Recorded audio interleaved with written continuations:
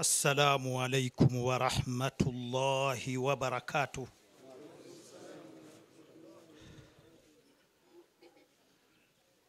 الحمد لله رب العالمين، الأول فليس قبله شيء،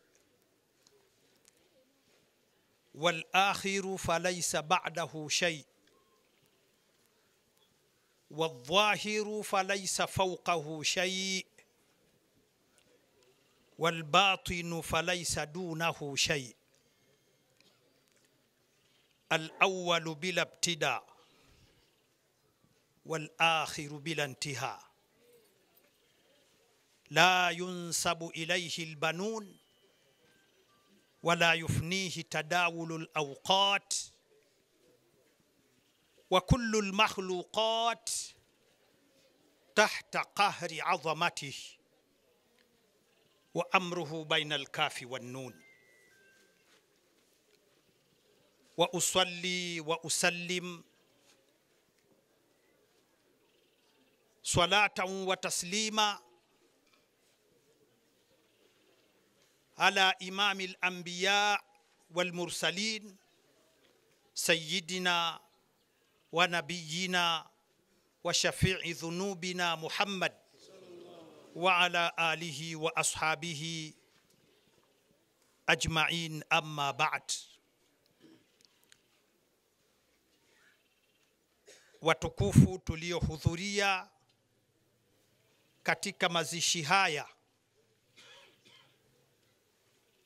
namuomba Allah mwanzoni kabisa mwa maneno yangu, namuomba Allah subhanahu wa ta'ala anijalie kuzungumza machache kadiri itakavyowezekana. Hii dua yangu ya kwanza. Na katika machache ninayokusudia kuyasema katika hadhara hii ya mazishi ya ndugu yetu kipenzi chetu almarhumu hivi sasa Isa Nduma, katika hayo machache yawe mambo mawili tu, yawe mambo mawili. Jambo la kwanza ni kwa sisi wote tuliofiwa na tuliohudhuria mazishi haya. Allah subhanahu wa ta'ala anasema kwenye Qur'ani muhkami tanzilihi kwamba minha khalaqnakum wa fiha nu'idukum wa minha nukhrijukum taratan ukhra. Haya ni maneno ya Allah subhanahu wa ta'ala. Ndugu zangu, katika lugha iliyozoeleka maneno ya Mwenyezi Mungu subhanahu wa ta'ala katika lugha nyingine yanaitwa aya. Aya za Mwenyezi Mungu subhanahu wa ta'ala. Ndugu zangu, aya za Mwenyezi Mungu subhanahu wa ta'ala ziko namna mbili. Kuna aya za maneno na kuna aya za vitendo. Mwenyezi Mungu azza wa jalla ana aya namna mbili. Ana aya za maneno na ana aya za vitendo. Hapa kwenye aya za maneno, alhamdulillah, kila mmoja hapa kwake pako wazi. Ama kuhusu aya za vitendo, Mwenyezi Mungu subhanahu wa ta'ala anasema inna fi khalqis samawati wal ardi wa ikhtilafi al-layli wan nahar la ayati li ulil albab. Hakika katika kuumbwa kwa usiku na mchana, mbingu na ardhi, na tofauti ya usiku iliyopo kati ya usiku na mchana, manne haya la ayati, ndi aya vile vile za Mwenyezi Mungu subhanahu wa ta'ala li ulil albabi, lakini kwa wale wenye akili. Kwa hiyo unaona jinsi Mwenyezi Mungu ana aya namna mbili, aya za maneno na aya za vitendo. Sasa yote haya nilipenda tuyakumbuke wafiwa na waliokuja kuzika, kwamba yamekusanyika yote mawili kwa wakati mmoja. Aya ya Mwenyezi Mungu ya kullu nafsin dha'iqatul maut tunayo hapa, lakini kile kitendo tu cha almarhumu kutoka duniani, hiyo nayo ni aya ya vitendo kwetu sisi, ni aya ya vitendo. Hata hii nimetoka kuisoma hapa, kadhalika ni katika jumla ya aya za maneno, lakini wakati huo huo ni kwa vitendo, kwamba minha khalaqnakum, tokana na ardhi hii udongo wake ndo tumekuumbeni nyinyi. Wa fiha nu'idukum, na ndani ya ardhi hiyo na udongo wake tutakurudisheni. Wa minha, na kutokana na ardhi hiyo na udongo wake, nukhrijukum taratan ukhra, tutakutoweni nyinyi kwa mara nyingine tena kwa ajili ya hisabu siku ya kiyama. Haya maneno ndugu zangu, naweza jiazima aya ya Mwenyezi Mungu Subhanahu wa Ta'ala katika surati Maryam. Allah anasema hili tukio la sisi Allah kutuumba kutokana na ardhi, kisha akatulazimisha kurudi ndani ya ardhi tukiwa mayiti, kisha atatutoa tena. Haya naweza nikajiazima aya ya Mwenyezi Mungu inayosema kana ala rabbika hatman maqdiya. Huu ni uamuzi wa Allah aliyokwisha ufanya, ni hukumu. Ndugu zangu, katika lugha ya Kiarabu alhatmu, neno alhatmu ni uamuzi ambao ukishatoka huwa hakuna uamuzi tena utakaolingana na huo, utakaokuwa sawa na huo, hakuna. Ni uamuzi ambao ukishatoka, uamuzi wa alhatmu, nyuma yake huwa hakuna uamuzi mwingine. Hivyo ulivyokwisha toka ndio hivyo, hakuna mwingine utakayokuja nyuma yake mbadala na ule uliokwisha tangulia. Hii ndio alhatmu. Kwa hiyo ili suala la sisi kuumbwa na Allah Subhanahu wa Ta'ala kutokana na udongo, kisha Allah akatulazimisha kurudi ndani ya udongo, kisha Allah utakapofika wakati atatutoa tena kwa mara nyingine. Hii ala rabbika hatman maqdiya ni uamuzi ambao hautotenguliwa na uamuzi wowote, na wala hautokuwa sawa na uamuzi wengine wowote. Sisi wote tuko katika uamuzi huu ndugu zangu, tuko katika uamuzi huo. Hivi tulivyo juu ya mgongo wa ardhi, sisi Allah anasema minha khalaqnakum, ni kutokana na huo udongo wa ardhi ndo tumekuumbeni. Leo mnatembea hai juu ya mgongo wa ardhi. Wa fiha nu'idukum, tembeeni mkijua lazima ya kurudi ndani ya udongo iko pale pale, haifutiki lazima hii. Kwa wewe kulala kwenye kitanda cha 6x6 haifutiki, haifutiki lazima hii. Kwa wewe kula pilau kila siku, kwa wewe kukaa kwenye makochi ya embassy kochi, hii lazima haifutiki.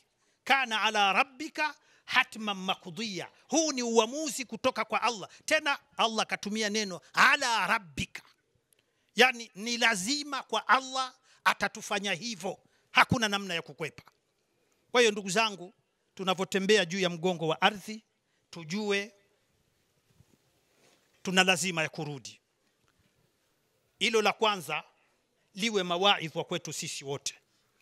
La pili, mtume wetu Muhammad sallallahu alayhi wasallam anasema katika hadithi iliyosimuliwa na bibi Aisha radhiyallahu anha, anasema asri'u bil janaza, asri'u bil janaza fa in taku salihah fa khairun tuqaddimunaha ilayhi wa in taku siwa dhalika fasharrun tadaunaha ala riqabikum. Aya ni maagizo ya Mtume sallallahu alaihi wasallam mtu anapokuwa amekufa. Mtume sallallahu alaihi wasallam anasema liharakisheni jeneza. Katika lugha ya Kiarabu jeneza lina maana nyingi, lakini kwa haraka haraka hapa, kwanza jeneza lina maana ya yule maiti aliyokufa. Yule maiti aliyokufa katika lugha ya Kiarabu yule ni aljanaza. Lakini vile vile kile kitanda anacholazwa juu yake maiti nacho ni aljanaza. Lakini vile vile katika lugha ya Kiarabu huu mkusanyiko wetu hapa tuliokusanyika kwa ajili ya kufanya mazishi, nao vile vile katika lugha ya Kiarabu ni aljanaza. Mtume sallallahu alaihi wasallam anasema asri'u bil janaza, liharakisheni jeneza, liharakisheni. Wadidduhu at-ta'khir, kinyume cha kuharakisha ni nini? Ni kuchelewesha. Mtume sallallahu alaihi wasallam anaamrisha jeneza liharakishwe. Kwa sababu gani? Fa in taku saliha, kama huyu mayiti aliyoko kwenye jeneza hili, lile jeneza litakuwa ni la mtu mwema, ni la maiti mwema, fa khairun tuqaddimunaha ilayhi, mnakuwa mmemuharakisha kwenye wema wake. Mkichelewesha kuzika mnakuwa mnamdhulumu mayiti, mnakuwa mnamdhulumu mayiti. Wa in takusiwa dhalika, kama jeneza lile sio la mtu mwema, Mtume sallallahu alaihi wasallam anasema fasharrun tadaunahu ala riqabikum, mnakuwa mnaweka shari kwenye mabega yenu. Ndugu zangu, aya ndiyo mambo ambayo ummati Muhammad tumepofuka nayo. Wengi wanajua kheri ya mayiti ni kumchelewesha. Wengi tuko hapo. Ndugu zangu, mayiti, mtu akishakufa, uadilifu ni kuwahi kumzika, ndio uadilifu. Ndugu zangu, kila kitu kina jinsi kinavyopendwa. Kila kitu kina jinsi kinavyopendwa. Utakavompenda mtu hai ni tofauti na utakavompenda mayiti. Chukulia wewe nyumbani kwako, nyumbani mwako una vitu viwili. Kwanza una mtoto wako unayempenda, umemzaa mwenyewe, unampenda. Lakini pili, una mfugo wako wa mbuzi unaoupenda. Vitu hivi viwili utavipenda vyote katika hali moja? Lau utamchukua mbuzi wako unayempenda ukamweka juu ya meza, ukampa soda na chipsi, halafu ukamchukua mtoto wako unayempenda ukamfunga kamba nzuri ulionunua dukani, ukaenda kumfunga kwenye manyasi, huyu mtoto umempenda? Au huyu mbuzi uliomweka katika meza ya chipsi na soda, huyu mbuzi umempenda? Hasha wakala. Ndugu zangu, kila kitu kina jinsi kinavyopendwa. Kila kitu Allah kakiwekea mapenzi yake. Utakavompenda mtu hai sivyo utakavompenda mayiti. Kumpenda mayiti ni kuwahi kumzika. Haya ndiyo mapenzi kwa mayiti, na ndio uadilifu kwake, na ndio uadilifu kwake. Sasa mtu akishakufa, subhanallah, watu wanachukua sasa ndio nafasi za wao kufanya ufahari. Hatuziki mpaka fulani aje, hatuziki mpaka fulani aje, hatuziki mpaka fulani aje. Ufahari hapo unafanyika. Lakini wakati wewe mfiwa unachelewesha kumzika mayiti, unajua lakini kama unamdhulumu, unajua kama unamdhulumu huyu mayiti. Uadilifu wa mayiti ni kuwahi kumzika. Lakini wabitali haitoshi kama hivyo. Unajua unaweka shari ndani ya nyumba kwa kuchelewa kumzika mayiti. ndugu zangu, haya mambo ya ufahari yanafanya tunawaonea sana maiti, tunawadhulumu sana maiti, tunatumia unyonge wa maiti aliopewa na Allah subhanahu wa ta'ala kutokana na kupatwa na kifo. Tunatumia unyonge wa maiti kufanya fahari zetu. Ndugu zangu, kumpenda maiti ni kuwahi kumzika. Ni sawa na mbuzi wako. Kama unampenda, utanunua kamba nzuri, utakwenda kumfunga kwenye manyasi. Hapa ndo umempenda mbuzi wako.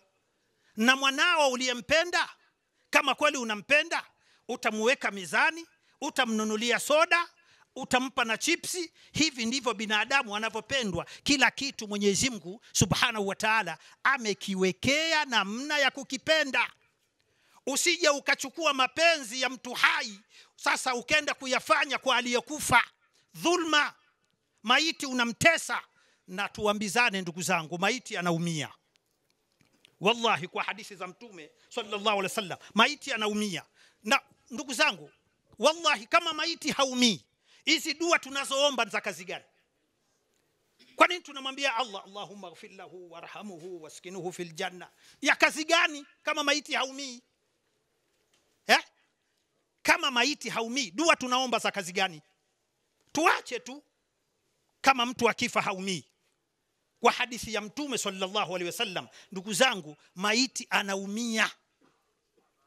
Maiti anaumia, na mojawapo ya kumuumiza maiti ni kumchelewesha kufa. Alafu wengine ndo kwa ufahari wanakwenda kwenye ubaya zaidi. Maiti wanaiweka kwenye mochwari. Mtume wetu Muhammad sallallahu alaihi wasallam anasema, kasru azmil mayyit kakasrihi hayya. Kuvunja mfupa wa maiti, madhambi yake ni sawa na kuvunja mfupa wake akiwa bado yuko hai.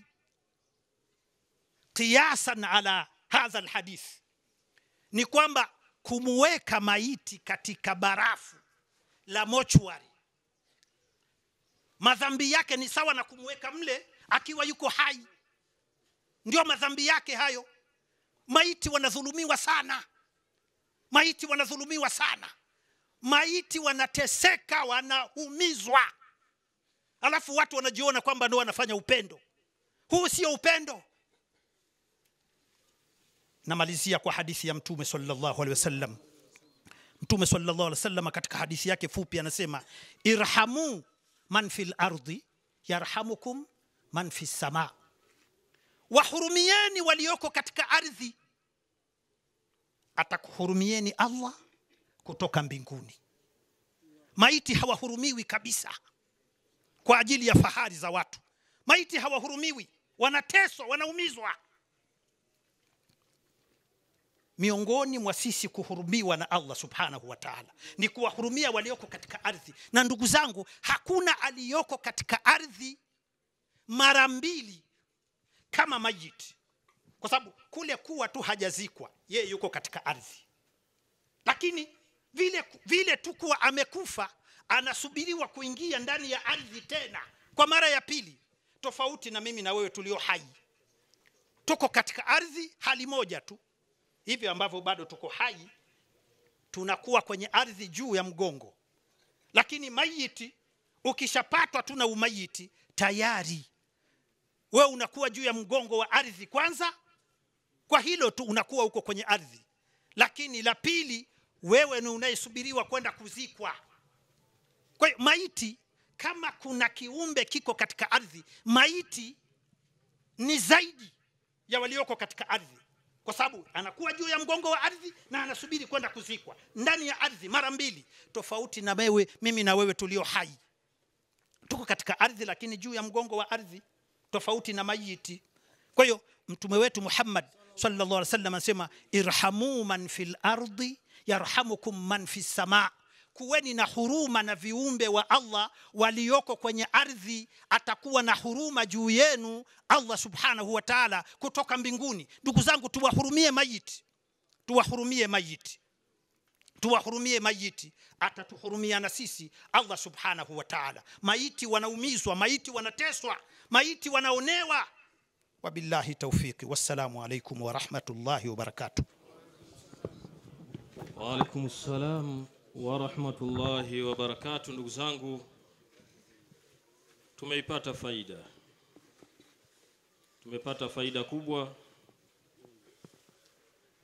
Msemaji mmoja anasema, ya man dunyahu ishtaghal al-maut ya'ti baghtatan wal qabru sundukul amal tazawwadu min hayatika lil maadi wa qum lillahi wajma khaira zadi. Dunia ndugu zangu inakwenda na Isanduma ametangulia, bado sisi tunamfuata. Tumejiandaaje na kaburi? Tunakwenda kumfukia, hakuna atakayehurumia. Yale maudongo yamechimbwa yote tutamwekea. Kitakachomsaidia kule hakuna kingine, ni matendo yake. Ndugu zangu, wafiwa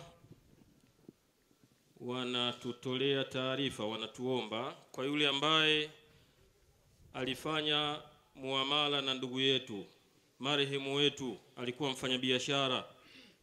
Inawezekana mlikopeshana, ama wewe ulikopa kwake au yeye alikopa kwako. Tafadhali, unaomba usikae kimya. Ama uwe umemsamehe au unamdai, basi ufike kwenye familia uweze kutoa taarifa hiyo, basi itashughulikiwa na familia iliyobakia. Watakaoingia kaburini, wa kwanza amepangwa hapa anaitwa Ali Nduma, mtoto wa marehemu. Wa pili anaitwa Seif, imeandikwa ni bwana Seif. Huyu ni katibu mstaafu wa BAKWATA wilaya. Wa tatu anaitwa Abbas, Ustadhi Abbas, na wanne na Amiri Imelda. Wa tano anaitwa Wibonela, Jafari Wibonela, na wa sita ni bwana Mido, Ustadhi Mido, na mtu wa saba ni mwalimu wetu Ustadhi Suleiman.